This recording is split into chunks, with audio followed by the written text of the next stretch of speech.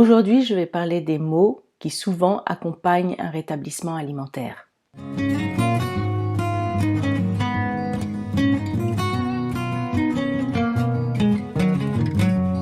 Mais d'abord, j'aimerais vous préciser que je suis absolument pas là pour promouvoir ni la malbouffe ni l'obésité. Je suis simplement là pour dénoncer les méfaits des régimes. Le but, c'est d'arriver à manger d'une façon saine et équilibrée à l'arrivée et d'arriver à un poids qui soit optimal pour notre santé, c'est-à-dire un poids où notre corps fonctionne de la meilleure façon possible. Donc on n'est absolument pas là pour devenir obèse ou pour manger n'importe quoi. J'explique simplement qu'on peut y arriver par le biais d'une alimentation intuitive et non pas par le biais de régimes qui sont complètement contre-productifs. Alors donc aujourd'hui je vais vous parler des maux qui sont souvent dus au rétablissement alimentaire. D'abord, ce qui nous arrive souvent quand on essaye de se sortir du cycle infernal des régimes ou de troubles du comportement alimentaire, c'est qu'on expérimente une fatigue extrême à un moment donné au cours de notre rétablissement. Alors pas forcément, mais c'est quelque chose qui arrive de temps en temps, qui est assez fréquent, donc il ne faut pas s'inquiéter. Tabitha Farrar explique ça par la théorie de la migration, c'est-à-dire que le corps ne sait pas du tout dans quel environnement il se trouve quand il est au régime, et il s'imagine qu'il est dans un environnement de pauvreté, de misère et de guerre ou je ne sais quoi, et du coup on se met à bouger pour décamper de cet endroit. Et c'est pour ça que souvent les anorexiques ou les gens qui sont au régime sont dans cette espèce de frénésie de mouvement, d'exercice sans arrêt. Ça devient vraiment comme une drogue. Et quand enfin on se donne à manger, quand on est dans le rétablissement, enfin on mange à notre faim, le corps se figure que ça y est, il a fini la migration et qu'il est arrivé dans un pays d'abondance où il y a plein de choses à manger partout, et ce qu'il ressent à ce moment-là, c'est une immense fatigue. Ça y est, il peut se détendre, il peut se reposer, il est en sécurité, il a à manger. Donc, moi ça m'est arrivé, je me suis dit mais qu'est-ce qui m'arrive? C'était à un point tel où sincèrement, pendant quelque temps, j'ai eu vraiment même du mal à sortir de mon lit. Je mangeais, je me recouchais, je remangeais, je me recouchais. Je me dis bon sang, mais qu'est-ce que c'est que cette fatigue? Et à ce moment-là, je ne savais pas du tout que ça pouvait être dû au rétablissement, ce qui fait que je me suis inquiétée. Je me suis demandé ce que j'avais, j'ai consulté des médecins. Donc je ne vous dis pas de ne pas consulter de médecin, évidemment, je ne suis pas médecin. Moi, je vous fais part simplement de ma propre expérience de rétablissement. Bon, j'ai un diplôme de psychologue, mais je ne suis pas médecin. Donc si vous voulez évidemment aller consulter un médecin, libre à vous.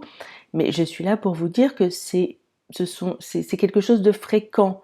Donc si je l'avais su, moi je ne me serais pas inquiétée comme ça. Je me serais dit, bon, bah, c'est de la fatigue du rétablissement, à la limite, profites-en. Ce qui arrive aussi fréquemment au cours du rétablissement alimentaire, c'est l'émotivité extrême. Alors ça aussi, ça m'est arrivé. Il y a eu un moment où je me suis mise à pleurer tout le temps. Jusqu'à ce que je fasse mes recherches et que je me rende compte que ça aussi, c'était assez fréquent dans le rétablissement.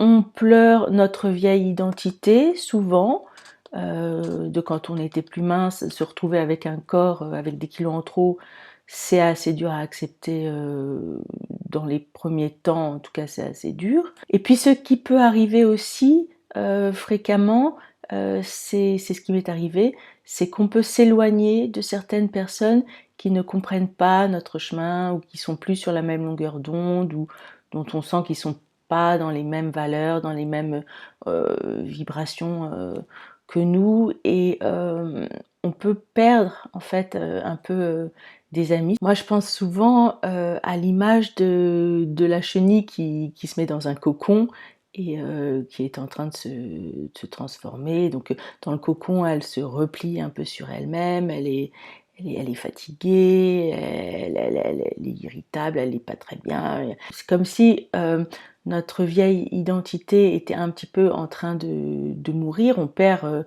qui on était, mais on est en préparation pendant le rétablissement de qui on va devenir, c'est-à-dire d'une nouvelle personne.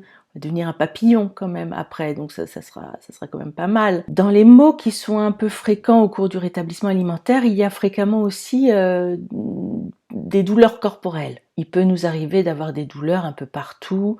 Moi, ça m'est arrivé, j'ai eu des douleurs énormément aux pieds, enfin partout. À un moment, je me suis dit, mais c'est pas possible, j'ai mal partout. Dès que je fais un geste, j'ai mal. Je lève le bras un peu trop comme ça, j'ai mal là. Je tourne la hanche un peu comme ça, j'ai mal là, j'ai mal à la hanche, j'avais mal partout. J'avais l'impression d'être une vieille dame. C'était vraiment, je me disais, mais c'est pas possible, qu'est-ce qui m'arrive, je comprends pas. Et à un moment, j'ai vu que ça faisait aussi complètement partie du rétablissement.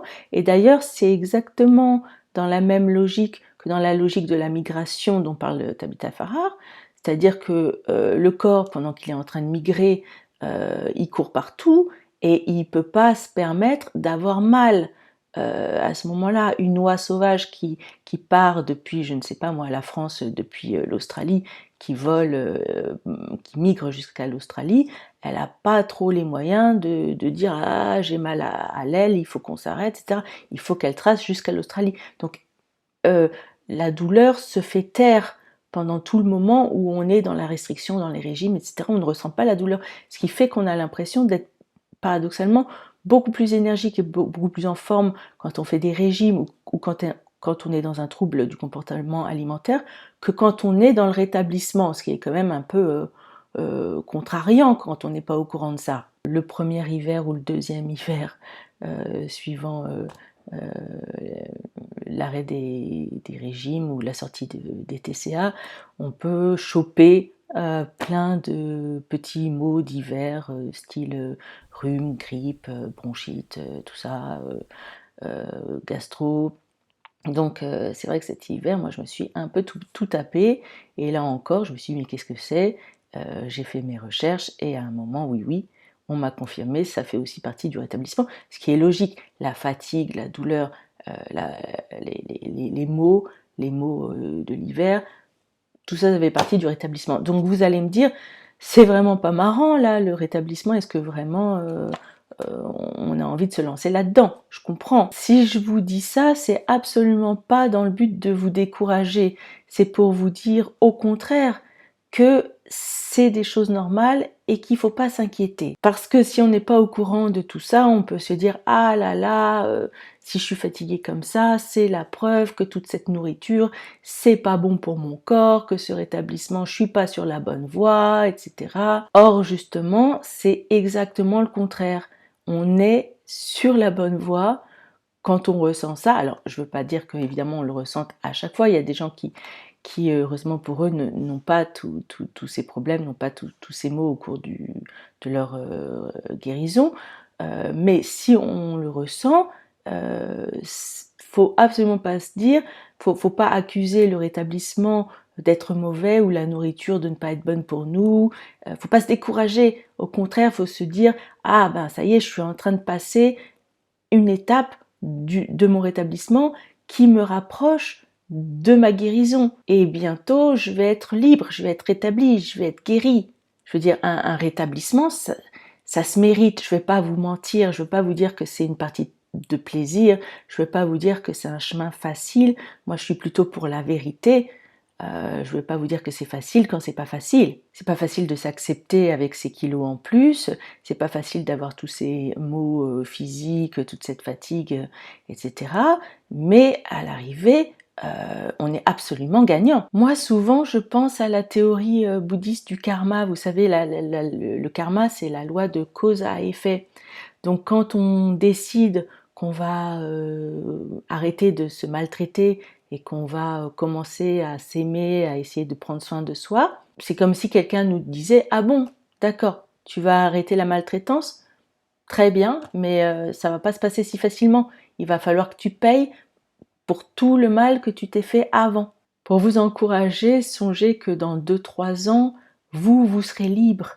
Alors que les autres, dans 2-3 ans, ils seront toujours coincés dans leur cycle infernal des régimes, restriction, craquage, sans arrêt, à accuser les régimes, à être dans la haine de leur corps, à se détester eux-mêmes, etc., à être dans l'obsession alimentaire sans arrêt, à pas pouvoir avoir d'autre vie que toujours être en train de de penser à la nourriture, pendant que eux, ils seront toujours dans leur enfer, dans leur galère. Vous, dans 2-3 ans, vous serez libre, vous aurez retrouvé une façon normale de manger, vous n'y penserez plus, vous n'aurez plus toutes ces obsessions, vous aurez retrouvé une vie normale, vous aurez retrouvé la santé physique, la santé mentale, et vous aurez retrouvé un rapport d'amour, d'harmonie avec vous-même, vous aurez appris à vous aimer, et donc même si ça aura pris du temps, même si ça aura été difficile, ça aura valu vraiment la peine de passer par toutes ces épreuves. Alors tenez bon, vous êtes sur la bonne voie.